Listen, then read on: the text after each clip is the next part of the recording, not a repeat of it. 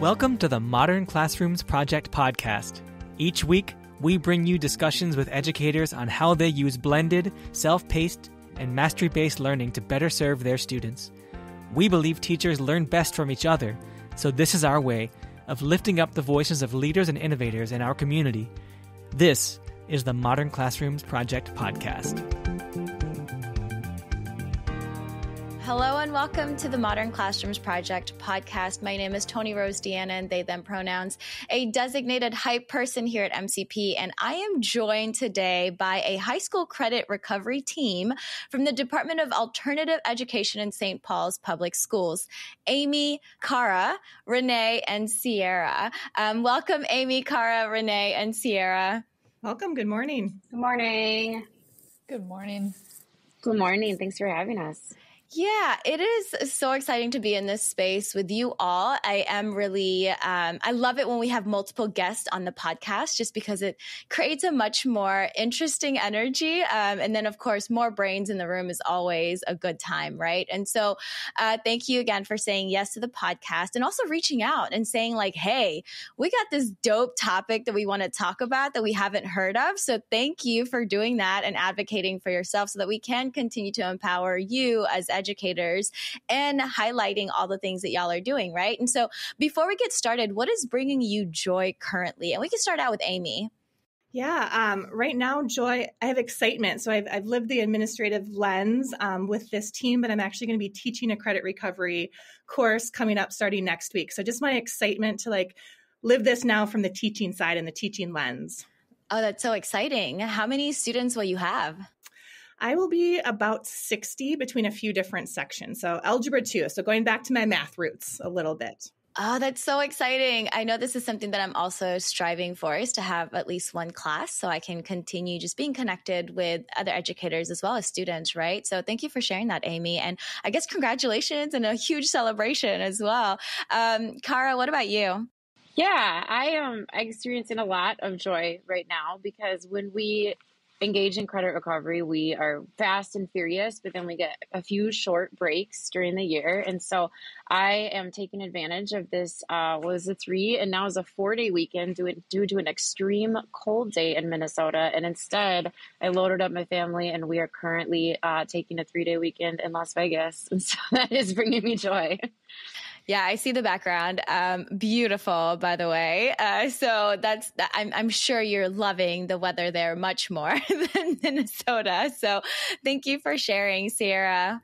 I'm actually going to go kind of the other way yesterday. What brought me a lot of happiness was that I actually went on a very long, like 6-hour hike in the extreme cold. And so it was challenging, but it was a lot of fun.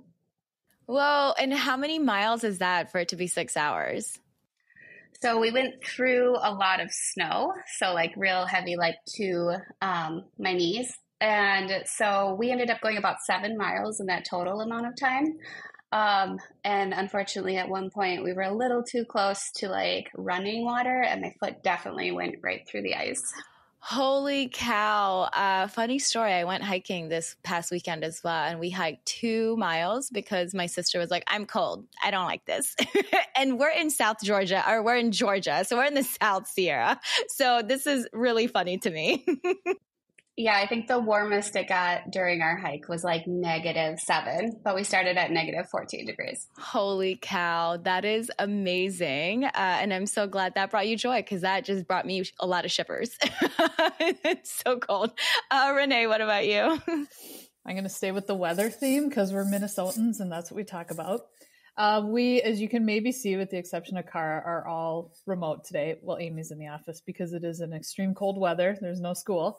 And I was out this weekend skiing and enjoying the snow before it goes away because what's bringing me joy is amongst this extreme cold weather. When I'm out walking my dog, I'm hearing the birds starting to come back. There's more daylight. Our days are longer and we have some 40 degrees in the forecast. So enjoying the winter weather while we have it, but very joyful that spring is around the corner, I think. Yes. Okay. Well, y'all are definitely keeping me cold. I am bundled up here in Georgia. So, and I'm thinking this is cold weather. Well, I'm glad that this all worked out beautifully. So let's go ahead and get started. Tell us about who you are and how you started your MCP journey, or even just like your education journey. And we can start out with, I guess we'll start with Sierra, if you're okay with that. Yeah. So we're kind of a newer team as far as like district goes. And so when we came together, we had to kind of decide like, how are we going to change up this credit recovery program? And so when our team was put together, we had a lot of different backgrounds, but we'd all have like years teaching behind us. And I think a lot of us kind of felt like there were things from distance learning that actually worked really well for our students that really needed to be implemented more. And so when I came into credit recovery, I had that background of doing a lot of co-taught classes. I had a lot of co-taught MLL courses, and I also had like students receiving special services and seniors who were trying to graduate. And there were a lot of different scaffolding things that those students always needed. And they were kind of working at their own pace. They were kind of used to working at their own pace from the distance learning too. So I felt that we needed to look for something that kind of worked with students' lives. They're living their lives and allowed them to get on track better, but still feel safe to be able to find that help and ask for that help, and also learn how to look for that help themselves. And I feel like MCP really helps them kind of learn how to do that. So my history before I've started with SPPS, St. Paul Public Schools, was I was in the charter world for about 13 years. And I was at the same school the whole time. And the students that I worked with there were students who, for many reasons, we're not able to be at school every day. So coming fresh out of like my teacher preparation programs and going into my very first classroom, I had a really different idea of what it was going to be versus what it became. And one thing I really learned working with students who have a high level of absenteeism for pretty justifiable reasons is that the teacher pacing was a big barrier for them. And so I had to switch my curriculum design and the way I thought about bringing curriculum to students so that whenever they came to the classroom, whatever they got through to get themselves and their foot into the door of my science classroom, I had something that they could do to keep moving. And so that was a mindset I had to learn and teach myself. And then when I came to St. Paul Public Schools and was able to start working on this credit recovery curriculum design, I felt that was still needed, but I hadn't had a framework to base it off of. And Modern Classroom Project really gave a solid framework that I could use to develop the curriculum that was going to be delivered in an asynchronous virtual setting. Although we do have teachers who use it when they're actually in person with students, but it could kind of fill the gaps that curriculum design philosophy could fill the gaps and cross both of those program designs. And I would echo what's been said, and only add that in terms of like the massive pedagogical shift that it takes to design curriculum that can be asynchronous and self-paced, so that it's equitable in terms of our students, in terms of access. I think that, we were all engaged in the work of like bringing our curriculum to distance learning during the pandemic, but I think what was not captured or grasped maybe by a lot of us during the time, and I was actually working in like a tech support position in the previous district during COVID, was just what a massive, complicated pedagogical shift that is, and that it's not just a matter of taking existing curriculum and putting it online. There is a lot of intentionality behind making it psychologically safe for scholars, making it pedagogically sound, and making it make sense if it has to be asynchronous and self-paced, which is the most equitable way to present credit recovery curriculum. And MCP provided that framework for us in a huge way. We're so grateful for that. And then my journey was a little bit different. I came across MCP 3 years ago. I was working with our online schools, specifically a little bit more closely at the elementary level. We have an elementary, middle, and high school online school of looking at coming off the pandemic, like how did we want to design the school? It got started for a certain reason, but how did we want to maintain? So working as part of the administrative team at that school, I went through the MCP mentorship as an administrator, knowing that I had teachers going through that and working with them of how we wanted to structure our school day online for students. And then when an opportunity opened up on the credit recovery team for high school, kind of getting back to my secondary high school roots, was very just happy to find that they had already been doing their own work with MCP. So it was a very nice like merging of my professional journey along the way. Oh, this is so fascinating since you all have such different backgrounds coming into the space, right?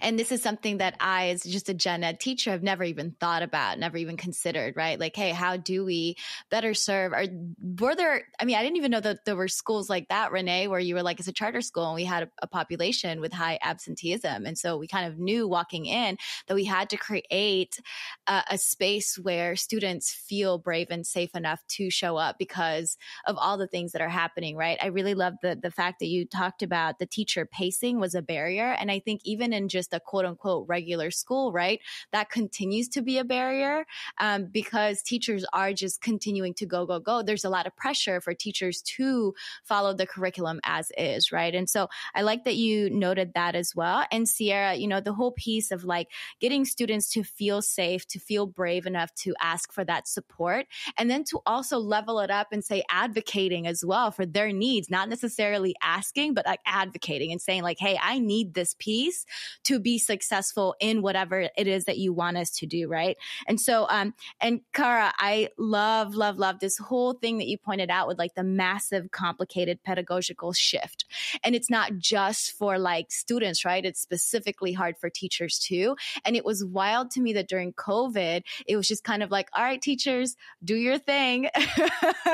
We don't have support, or like, we're going to support you the way you need to, but there was no training, no professional development, or no like really clear guidelines. Because I think, again, this was so new for a lot of people, right? And especially with technology and that, you know, going from in-person to online, that's really difficult for all stakeholders involved. And so that was something that I also learned as a technology instructional coach during COVID of like, wow, my teachers needed a lot of hand-holding. And for a while, it was really frustrating for me because I was like, y'all are adults. We're all adults. I don't understand why you don't get this. And then I had to really like shut my mouth and my mind as well of like, no, we still also need to scaffold. We still need to take care of our teachers because they don't know how to do this. And then as adults, we're also so scared to ask questions and be vulnerable enough to say like, I don't get this and I don't know how to do it better for my students, right? And I love, Amy, that you said you've known about this for 3 years. You went through it as a school leader, and it was just kind of seamless for you to go from one place to another where MCP was already a part of the system. And so I can't even imagine what an elementary online school would look like, but that's so fascinating that is a choice. And of course, it should be a choice for students and families to have as an option, right? And so thank you all for sharing that. Y'all are definitely going to expand my brain because I don't know anything about what we're about to talk about. And so this is really great. And so you all work at like alternative school, right? Like, what does that mean exactly for listeners who may have never heard of the term, or even just like people who have heard of it, but still have like misconceptions or assumptions about what it could be? Tell us more about, you know, the extended programming and credit recovery, because we are talking about credit recovery. But again, right? Me, I have a lot of like assumptions about alternative schools and maybe even connotations that go along with alternative school as well, which is not and should not be the case. And so debunk all the things in my head, and I'm sure the listeners as well, and just tell us all about what y'all are doing exactly. Sure, I can start us off here. So we're a little bit unique in the sense of we are a department within St. Paul Public Schools. So we work across 16 different high schools within our systems. We're about 33,000 students in St. Paul. So there's 4 of us here today with you, but actually there's 9 of us total on the high school credit recovery team. So we work on developing and providing extended day learning along with programs in summer for students who were not successful the first time they took a class. So meaning that they failed the class the first time. And so being able to provide instruction in different ways and modified ways to meet their needs so they can continue on their graduation pathway. So for us, that looks like in St. Paul, extended day or after school programming, which runs at the school level for about 4 sessions, 4 weeks in a session. And students can take up to 2 courses at one time. And so what the team on this call provides in terms of their content area expertise is curriculum options for those teachers because they have worked all day and then are saying yes to some additional time to work with our scholars after school, and also providing some ways of maybe how the standards weren't approached the first time to get into a different type of learning mode for the students. And so there's also a bunch of teachers that are part of our team that come on after school and in the summer. So with that, we also have an option as we're working towards equaling out or balancing our standards-based grading practices in St. Paul Public Schools, of really being able to drive to like, what is the exact standard or standards that a student needs to build upon that success? Like, where have they already had an opportunity to show mastery? And then where are the parts that they need to work a little bit more to show mastery on that standard and to earn that credit towards graduation. And so as we're kind of going through this journey in St. Paul to get there between all of our different schools, we also have a program that's called Fix It and Finish It. So if a student ends a course between 40 and passing in St. Paul is 60%, so between 40 and 59%, we have some targeted standards that a student can work towards to show that mastery. So instead of like starting over and be like, you know what, you weren't successful, you have to start back at 0. It's like looking at like, where have you had success? And then how can we build upon that with some very like targeted specific standards? And so we call that Fix It and Finish It. While that's happening at our school level, sometimes we don't have enough teaching staff or we don't have enough students to offer a section of a course. We never want to have to tell a student no. So we don't want to have to say, sorry, you didn't pass this class. You have to wait until the next term or in summer to take it. We always want to say yes to their learning needs. And so that's where then we also provide a district level option. So if the course isn't offered at the school level for the student, they can come to us in district wide, where the teachers on this call teach those classes too with the curriculum and resources that they're developing, along with some others. And so it's always like, we want to say yes. And then we also then offer programming in summer. So we do about 8 weeks altogether in summer of programming related to self-paced, mastery-based, credit recovery, and then also some experiences where students can get like hands-on real life. So they might look and some physical science related to a welding class or construction related to mathematics. So we do a lot of different programming. That is a benefit of being from a larger district in the state of Minnesota, is that we can really kind of tailor and offer a variety of different levels of programming. So that's what this team does, is we kind of look at what are the core standards related to the class, and then how can we offer opportunities in different ways so students can be on their pathway for success and graduation. This brings me so much joy, just hearing about exactly what your team does, right? I do have some follow-up questions. What are the hours for the after school sessions? And then are the summers full day for the 8 weeks, or is it specific times? What does that look like? And then also, are students opting in? Are they signing up? Are they being recommended by teachers? How does that work?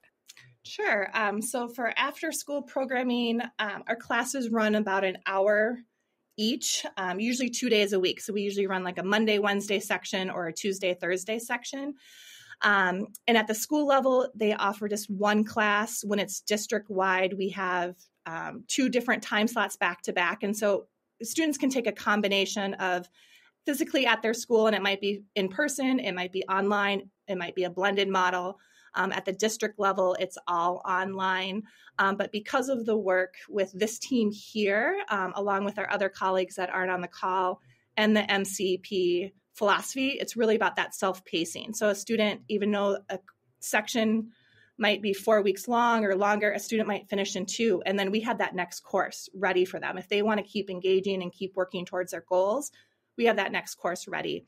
Or they might need longer. So we're doing some pilot work around trying to break down that barrier of that 4 weeks and kind of do a semester-long rolling enrollment credit recovery.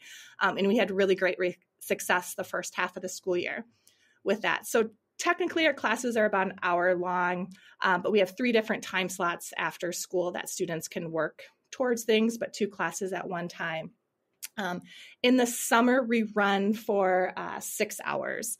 And so it's like a regular school day. Transportation is provided, breakfast and lunch is provided. So we pretty much run like a mini school district. So for credit recovery alone in St. Paul, we had over 3,000 unique scholars in some form of credit recovery programming throughout summer, or a combination of different types of programming. So we're pretty large in that sense. And but again, it's that self-pacing students can work through. We do have in-person, online in the summer, but it's more like a typical school day in terms of timing of the day. And then there was one more question, and I don't remember what it was. Yeah, no, because I threw so many questions at you. For students, is it opt-in? Is it highly recommended by teachers? Do they sign up? How does that work? Yeah. So for Minnesota state statute, it has to be opt-in. So we can't force a student to engage in after school or summer learning. But we work really closely with our counselors and our team of counselors at the school level, where we run the data from when grades are posted. Like, we automatically run the data to see like which students would qualify for like a fix it or finish it section. They were close, but not quite there. Versus like what is some more historic credit loss, maybe from the previous year that they had some hardships and weren't as successful. So we work very closely with counselors, and we provide that data, and then a counselor can say, yes, please enroll them, or let's pause, because maybe they're working with a student, they know some other life events are happening, and it's just not the right time for the student yet. And then we also then have a student interest form, because there's some research out there that as soon as you engage the student, the more likely that they are to pass the course too. And so we originally started with kind of not quite an application, but kind of like, what course do you want to take? But then we were finding the data from last year of what the student would say and what they actually needed on their transcript. There were some disconnects. So now we're just calling it an interest form, where we share it with the student and say like, hey, I'm ready. I want to engage in credit recovery. But we welcome all. So we're ready. When the students are ready, we are here to go with them. And it seems like you all did, again, kind of that research, right, of what works, how to engage students, and how to get them motivated and excited to get the credit recovery, instead of saying, you have to do this. Because I remember as a teacher doing summer school, and my students were mandated to go. And they were just like, no, I'm not doing nothing. I'm going to put my head down. I'd rather be outside. I'd rather be doing anything and everything but this. And so that was really hard to engage students. And now you're saying that, like, no, actually, our students have a voice. They have lots of options. They have lots of choice. And also you're talking to different adults in the child's life to see like, hey, is this the right time? Is this the time now? Because again, right, we don't know the whole being. And so teaming up with other folks to gain that perspective is really important. And so it seems like you all are doing a lot of really great work. So thank you for this. And thank you for providing, again, this opportunity for students and teachers, right, to reflect and to have a redo, the fix it, the fix it and finish it is such a beautiful concept too, right? Of like, hey, you know what? It's okay. We can fix it. Like nobody is perfect. Here are options and opportunities for you all to fix it and just relearn, right? In a space where it's a lot less stressful. Right. Because I can feel like with high schoolers, or even just students in general, humans in general, when we're around people, right, there's a lot of barriers there. And so thank you again for naming that fact.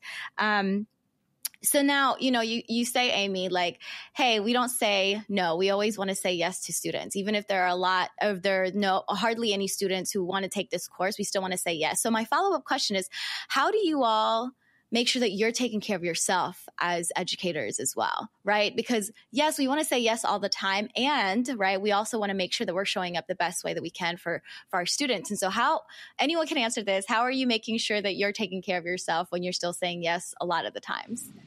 I can speak a little bit to this, and just in terms of how we as a team plan and collaborate and support each other, because a lot of that self-care comes in the manner in which we support each other in constant improvement. We're creating something brand new in so many ways. And so what often happens is, when we're creating something brand new is like hiccups and failure and things that could be better. And so we have cultivated our own ways of supporting each other as a team that have been so effective, more so than I've ever experienced professionally before. And a lot of that, so earlier I had mentioned psychological safety as a massive benefit to the MCP model. I think pedagogically speaking, when I say psychological safety for scholars, I'm talking about like very predictable routines and procedures and the very clear naming protocols for assignments, very obvious what happens next, right? There's very little confusion. And I think that we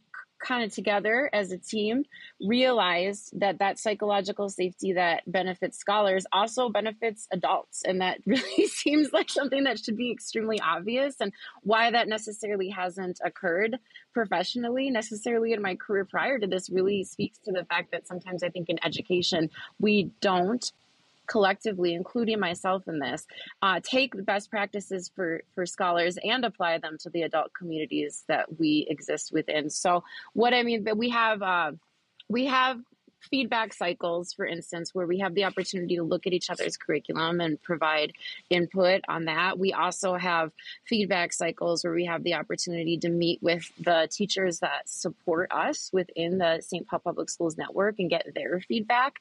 But all of those are improved by, again, the psychological safety of very clear procedures, predictability. We leverage, for instance, feedback surveys within each other in our larger system all the time, but we have a protocol by which we use them, so it doesn't feel like the Wild West. It also doesn't feel unsafe. And I think all of those systems, essentially taking what we've learned from MCP about predictability and psychological safety and applying it to our own team, has really created a community of love and support that doesn't make what you've identified as a lot of work. It doesn't make it seem like that, because we're always a safety net for each other, and we're always approaching our program and its immense needs with joy instead of chaos. Oh, and I always say, right, like learning and doing things with community is just so much better than doing it by yourself, right? Even if that community just is you and another person, it's still so much better, and it feels so much safer when we have that thought partner, right? And, you're talking about, okay, so when I shifted from middle school to adults, I was literally like, what in the world? We are the worst. I hate us so much because we're so jaded, right? And I love that you said, Kara, that like we don't collectively as a whole, as human beings, as adults, think about the things that work for our students actually work for adults too. And so I really it took me a while to sit back and say like, oh, the things that I do with my middle schoolers can actually work with adults. Like, duh, all of my skills are transferable. And just because we're adults doesn't necessarily mean we don't need less of whatever it was that I was providing my middle school students, right? And so when I realized that shift, I was like, oh, this is actually a lot of fun. We're not the worst. I was the worst at thinking we were the worst. And so just really figuring out, again, like you said, right, transparency is so important. That's with any stakeholders, right?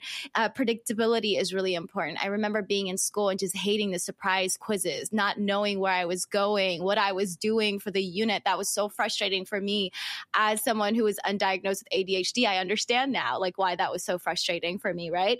And so I really love, again, this push for like a protocol. It doesn't necessarily mean that we're gonna be strict with the protocol, right? But like, we just know that we're aligned on the things that we want, and we're on the same page as to how we're going to approach different situations, especially this feedback cycles, right? Like, adults can be really hesitant or resistant when it comes to feedback.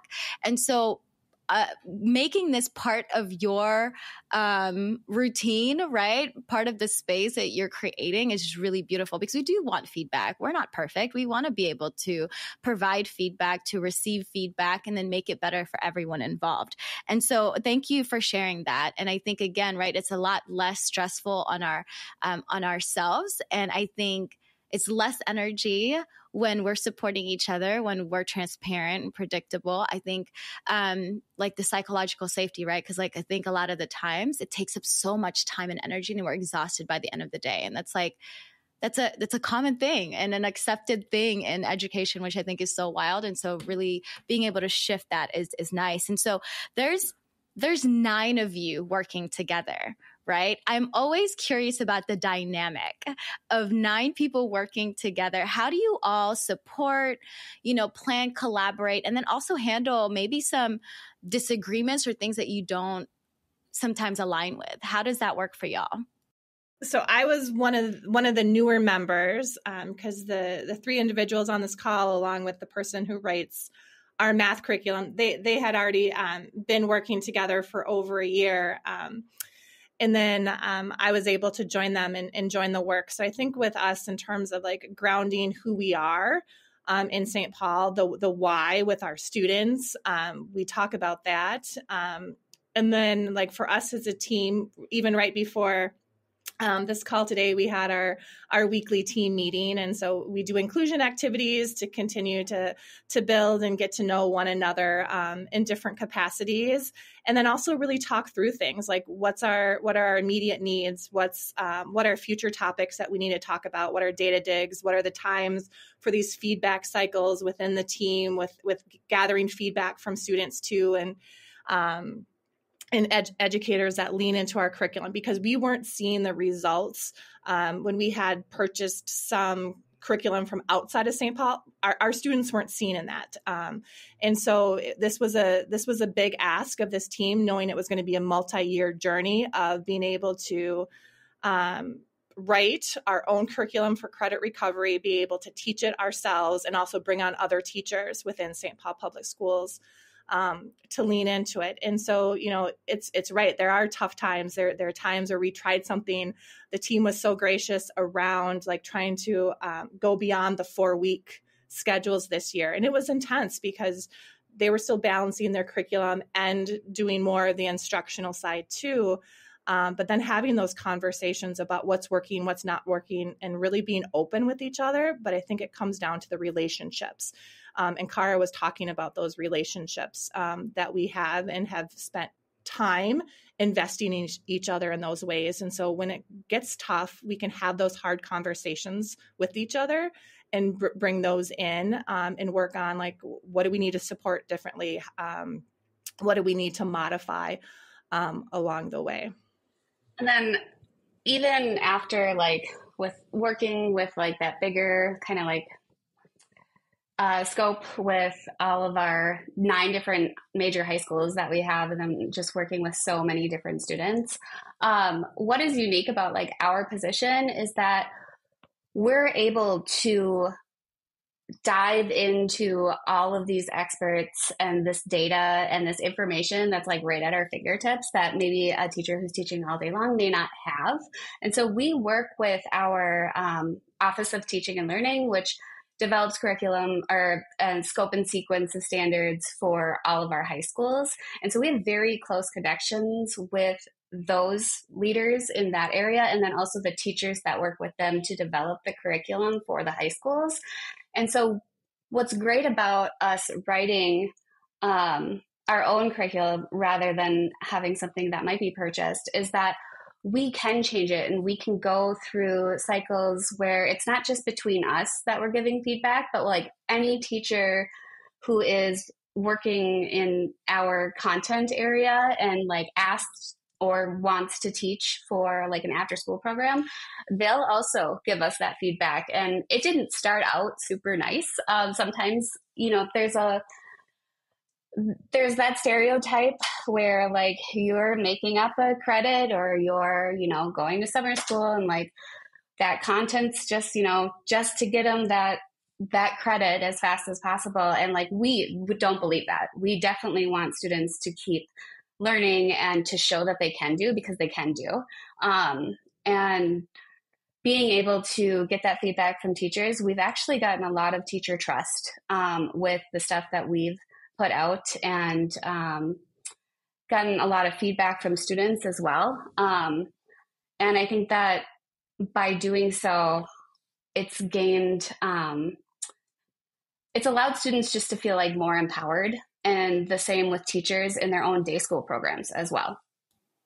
Yeah, I was going to say too, it does seem like there's a lot of empowerment here, which is what we want.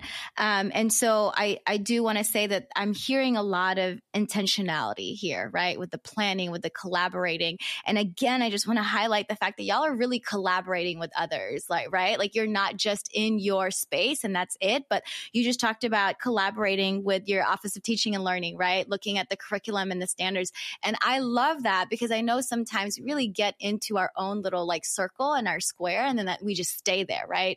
But y'all, I feel like, are doing so much work with just intentionality and seeing everything as a whole big picture, like a whole picture, right? And I think that that's kind of what makes this really beautiful too, that there's so many of you and your team that you're able to have conversations and see those different perspectives as well. And I really love this concept too of like buying curriculum versus writing curriculum. I have lots of feelings about the buying curriculum piece because I don't think it's as personalized, right? It's not relevant. And you all are saying like, we know our students, we bought a curriculum. It didn't work because our students couldn't see themselves in the things that they were learning. And so you know what? As a team, we're going to create curriculum that actually matters to our students, to our demographic, to our like folks that we're serving, both our teachers and our students. And I love that. And so my follow-up question now is like, you know, you've gained your teacher trust, you have student feedback as well, you've empowered, again, teachers and students. And so now have you had some teachers say like, you know what, I actually want to use this curriculum as opposed to what I'm doing in my classroom? Has that ever happened to y'all? Yes, but like for myself, I'll speak specifically to science. We just adopted new curriculum. We have new standards, state standards. And so what's been really nice is this opportunity as we've adopted new curriculum for the district, and there's been all sorts of trainings and I get to be involved in that. It's not even really like, can I use your curriculum? Although those questions have been asked, and it's not even the curriculum because I'm writing based off of the curriculum that they're also teaching in the classroom, more just like the self-pacing aspect of the curriculum design that credit recovery has, or that the credit recovery courses I'm writing have. What's nice is it feels much more collaborative with the teachers in the curriculum that is going out to the students in credit recovery. So I might be in a training with the teachers and their question might be like, how did you write this for credit recovery? Or how, you know, the teachers who are teaching the credit recovery courses may be teaching the class during the day, and then they are teaching for us at night or during the summer school, and they can see the curriculum that they've been teaching reflected in what the students are doing, and then they can kind of enhance, you know, as needed. So it's not necessarily like, can I take it and have it? For me, the way that I'm using it, it feels much more collaborative, and how can I design credit recovery that supports you and supports your students if they haven't been successful in it the first time around, for reasons that, you know, I know are probably related to chronic absenteeism or out of the day teacher's control for the most part. Yeah. And oh my gosh, I feel like this episode is honestly just about collaboration, right? And just being in the same team, because we are all in the same team, making sure our students are thriving and are successful.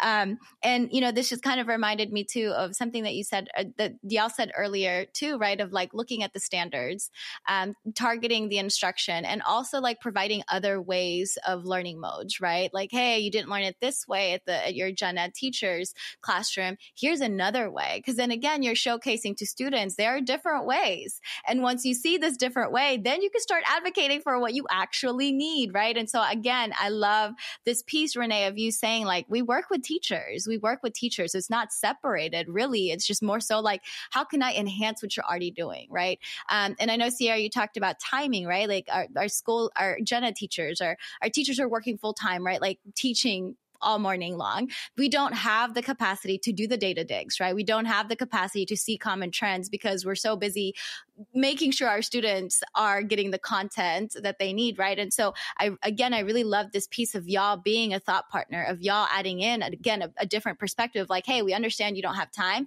So here's the thing that we're creating to enhance and add on what you're already doing. We're not doing anything differently. We're just, providing an extra step for students to master the concept. And oh my gosh, this is so great, y'all. This is so cool.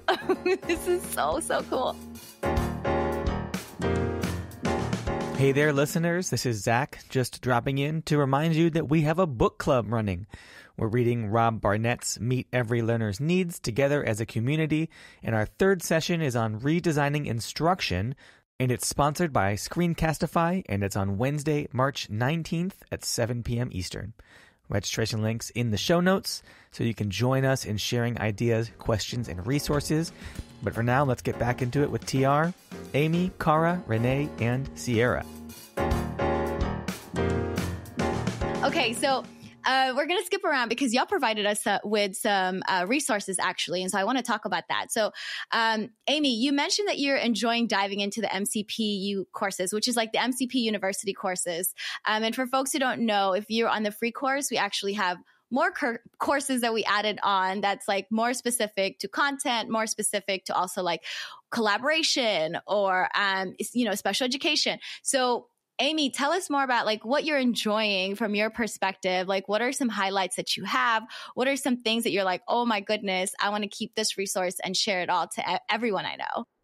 Yeah. So I think the first, like when I got in there the first time, just the variety of kind of being able to look at like, where do I want to grow as an educator, and could fine tune that into like, what course do I want to engage in first, or like what's on my playlist of courses that I want to do. So that jumped out right away, just the variety. And so because of the world that I was in when I first was introduced to MCP, and then the work right now with credit recovery, knowing that more and more of our students are choosing the online option of credit recovery versus in person. That was the first course that I've done, and have gone through the materials for the online section. And then my next course I want to do, this one for multilingual learners.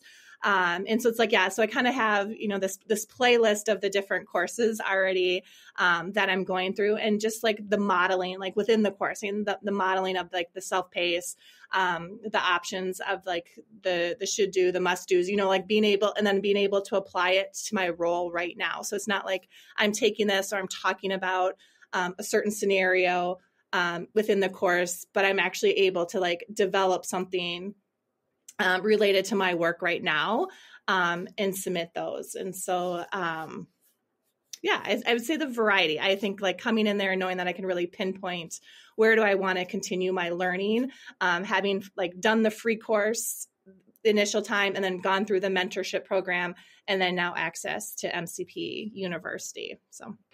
Yeah, and we want to keep the learning going, right? Ongoing. Another thing that I really appreciate about those courses too, Amy, I don't know if you were checking this out, but my favorite parts are the classroom walkthroughs and the lesson walkthroughs, because as an educator who need visual, like I need to see what your classroom looks like, and I need to see how you're planning for your lesson. And the teachers, the experts who are in those courses literally walk through like, hey, this is how I plan. This is how I do my lesson. And I thought that was really, really dope. And you get to see 3 different perspectives, right? And I believe we were really intentional with having an elementary, middle school, and high school teacher as well share those resources. So thank you for sharing that. So Kara, you shared with us an instructional video on making your videos on Canva, which shout out to Canva. Oh my gosh, they're doing some really dope stuff, which is also something I needed because I didn't know how to do that. So I was like, oh snap, this is a really cool instructional video. So yeah, tell us more about that. How did you use that video? Yeah, that was actually created for MCP over the summer. So backstory here, I am also a mentor for MCP, and also just like shout out to the mentorship team over at MCP because they are so good at mentor pairing. For instance, right now I'm supporting 4 teachers that are going through the mentorship program that are all in like funky, alternative, goofy online scenarios just like I am. So MCP, man, you guys are really good at pairing people. And I created that Canva tutorial because that is what I use for the instructional videos that I create for my own classes. And I think, I was thinking about as I was creating that, the advice that I find myself consistently providing to mentees that I'm working with in the mentorship program. And I think that particularly in asynchronous online settings, I still have informational texts, of course. I still have assessments that typically involve, social studies and ethnic studies. So typically involve like, writing a paragraph where you're supporting an argument with evidence, right? Like there's still traditional things that you might find in a traditional classroom in there, but the videos do so much heavy lifting. And so advice that I'm constantly reiterating to teachers that I'm working with is like, of course, streamlining objectives to ensure from that understanding by design sort of mastery-based model that the learning objectives that are the simple I can statements, right, that almost provide a scholar like a checklist and a breakdown of what the outcome is intended to be for the lesson, right? It's like just taking what big expansive thing that we're trying to teach and just really getting down to the marrow. And then for those instructional videos, and I had shared that Canva resource, is just, it really, for me, is a matter of, okay, first writing or creating or finding some type of informational text that would support that exact learning objective. And then again, since I'm social studies, that's my first step. My second step, honestly, is to leverage ChatGPT in order to create essentially like a slideshow and what becomes a script, essentially, for how to introduce that to scholars in like the most user-friendly, creative, fun way. Popping that into Canva, using that template, finding visuals and ancillary resources in order to reinforce it. And then I use the same template again and again and again. And I really think that gets at, again, the psychological safety piece. I think that there's times in a traditional classroom when like novelty and being really different and fun and creative are great. And I think in a scenario where we have scholars that are maybe absent very often, and so they lack that continuity that you might find in a traditional classroom, scholars that are struggling in some ways perhaps with executive functioning and just figuring out how to get started can be a struggle. Consistency is key. And so using, I think, that same template again and again has kind of accidentally, it started off as a shortcut for me, frankly, but it sort of accidentally become an asset and a feature as opposed to a shortcut because there's that predictability. And then I also, if I could add one more thing, I use a different template because as I make content videos, of course, right, just the teaching, driving at those like streamlined objectives, but I also make process videos all the time, getting back to that idea that in an asynchronous course the videos do have to do the heavy lifting. And oftentimes as I'm presenting assignments or writing assessments, I'm thinking about, okay, what are the 2 or 3 questions that I know I would get if I was teaching in person. And then I'm making videos just for those, right? So one of them is probably, how do I turn this in? So that's a video. One of them is probably, how do I, what is the vocabulary related, right? How do I either use context clues in order to determine the meaning of some of these type 2 and type 3 vocabulary words, or what are they, right? If it's just easier to just prime students with important vocabulary before the lesson. And the third would be just, how do I write a paragraph and cite evidence, right? And so I just have process videos to support scholars as well, because again, I think it's so critical. And I even would do this in person too, of thinking, well, what are the questions that I know I'm going to get? So I can just create videos for those now. And again, even if I was in person, I think it would be critical for me to make those videos, because then I'm freed up as a teacher. If a student presents one of those questions, I can say, oh, watch the video. It's right there. Yeah, that's my favorite thing to repeat. It's like, watch the video. It's there. I don't have to give you 3, 4, 5 minutes of my time and my voice.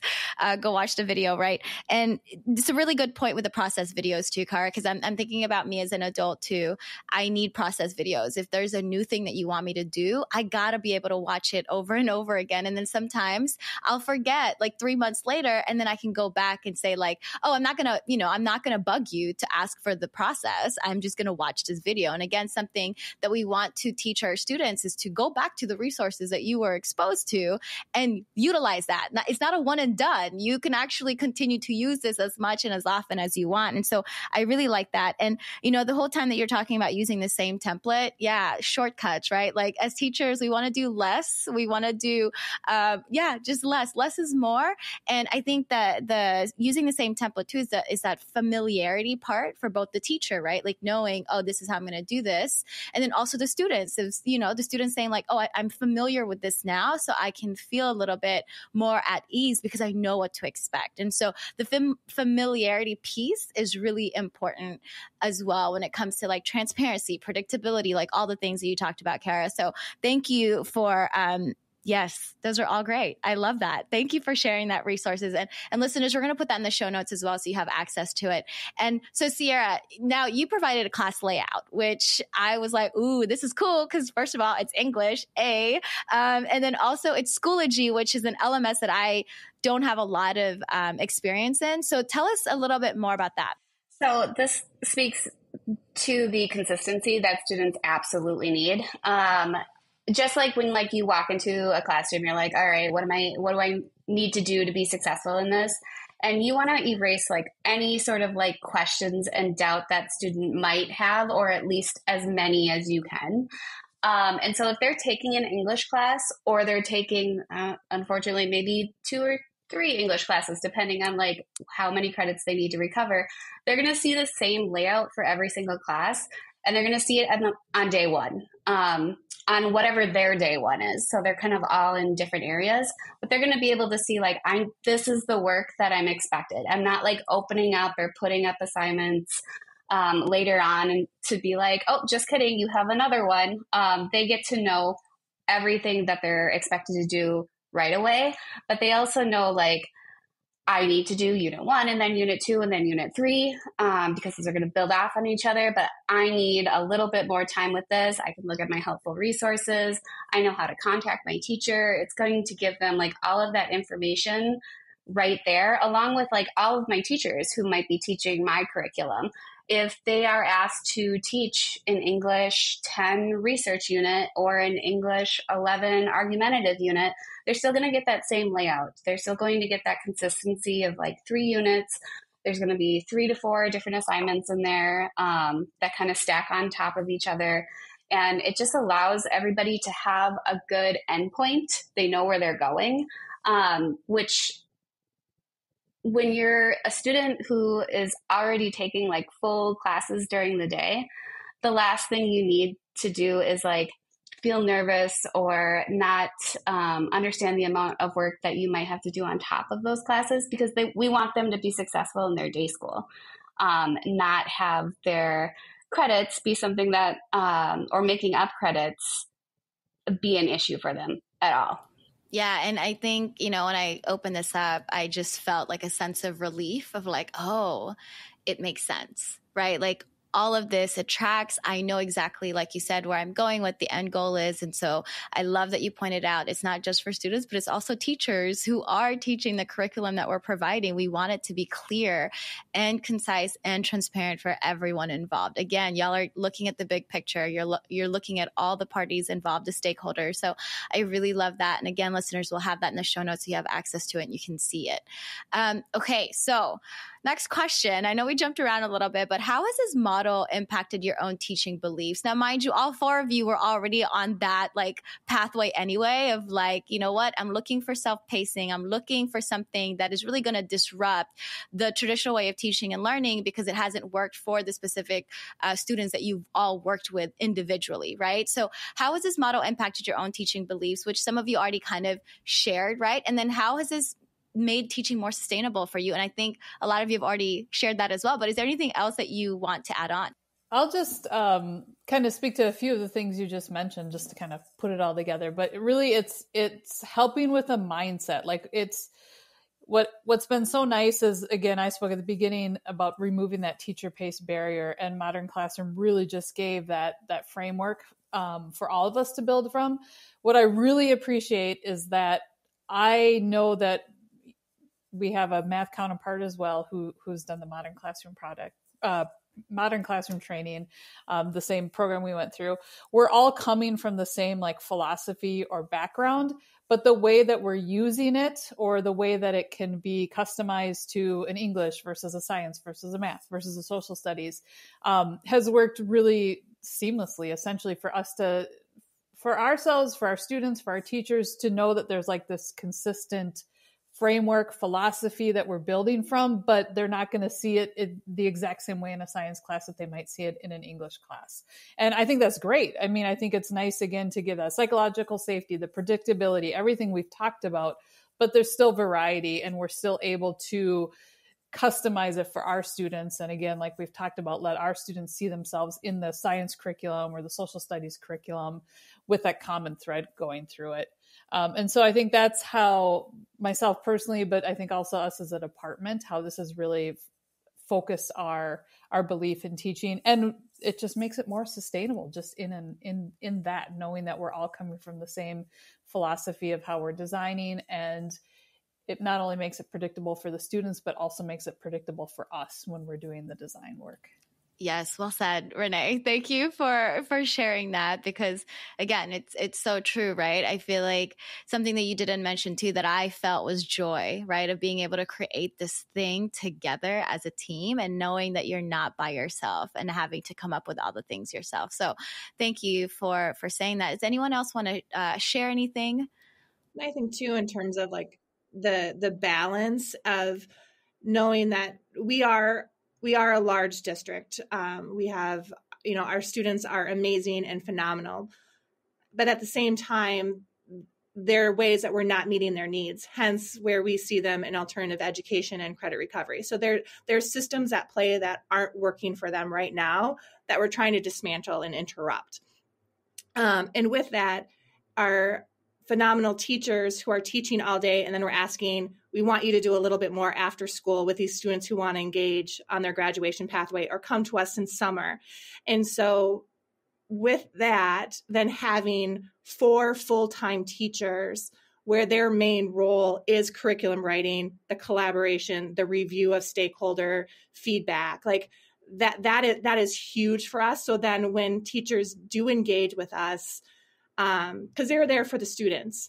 And then we can say like, hey, we have this awesome curriculum that we're continuing to modify and develop and tweak based upon your feedback. But here you go, versus saying like, hey, you have to do this all yourself. So kind of giving that starting place. And I think that's a unique part of this team, and knowing it was a multi-year journey for us to get there.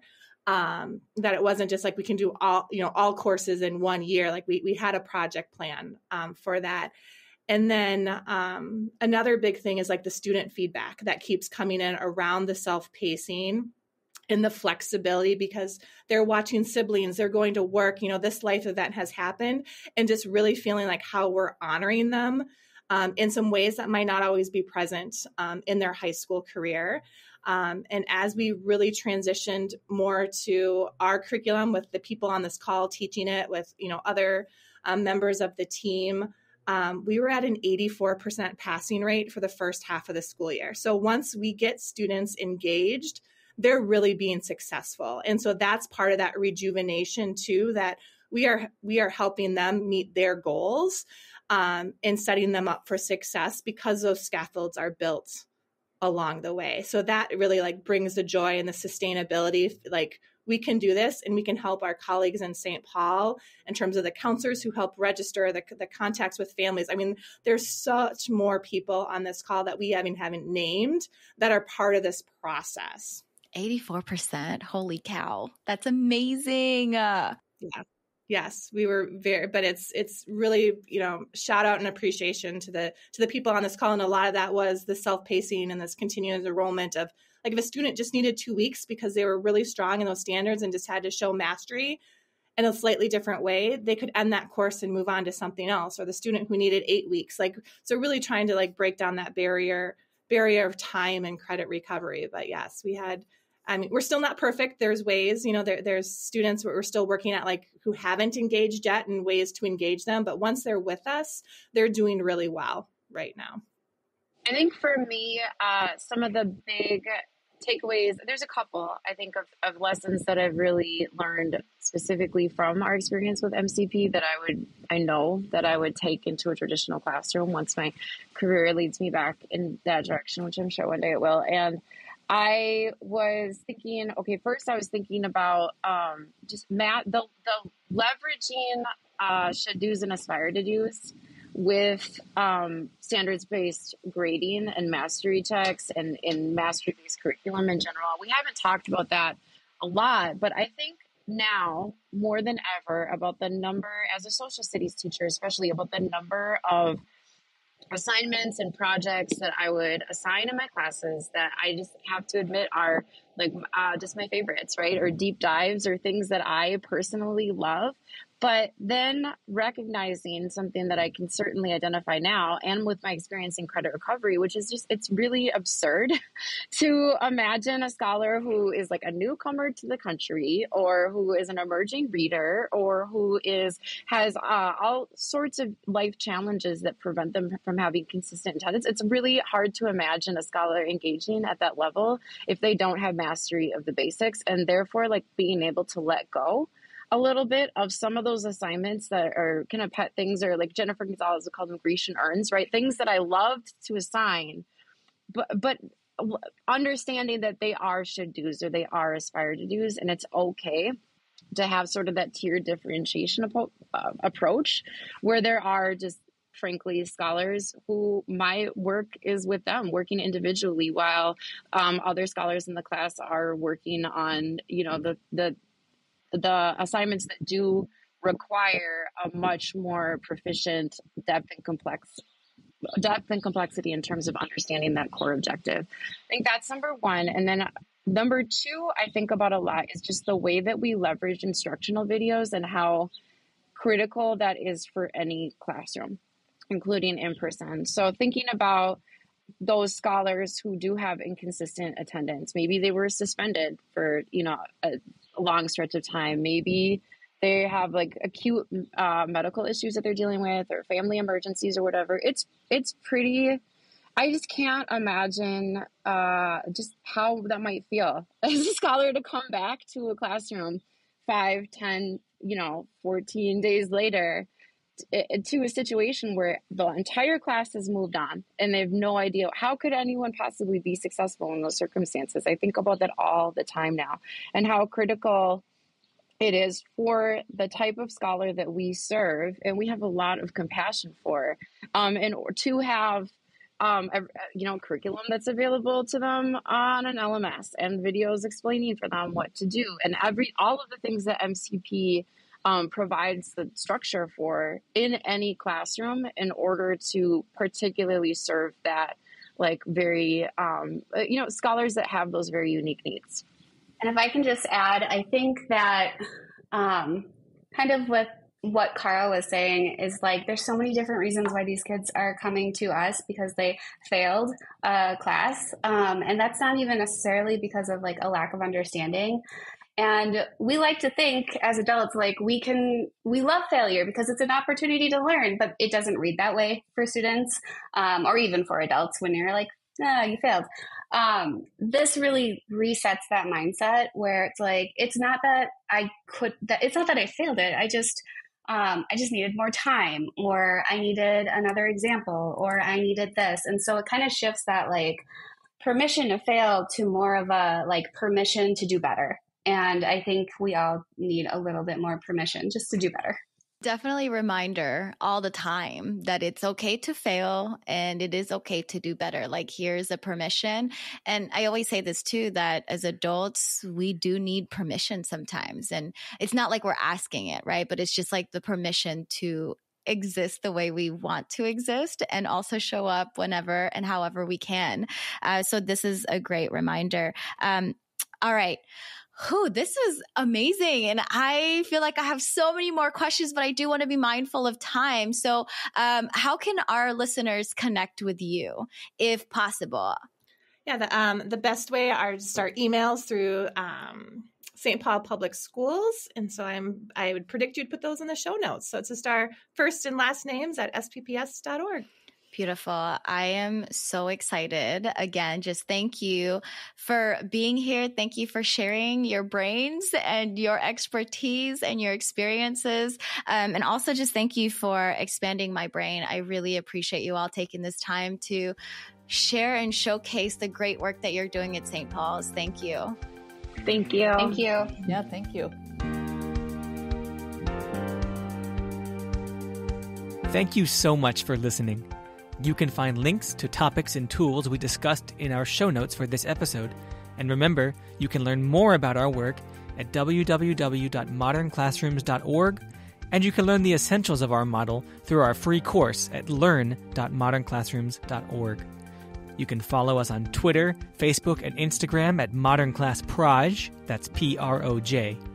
We are so appreciative of all you do for students and schools.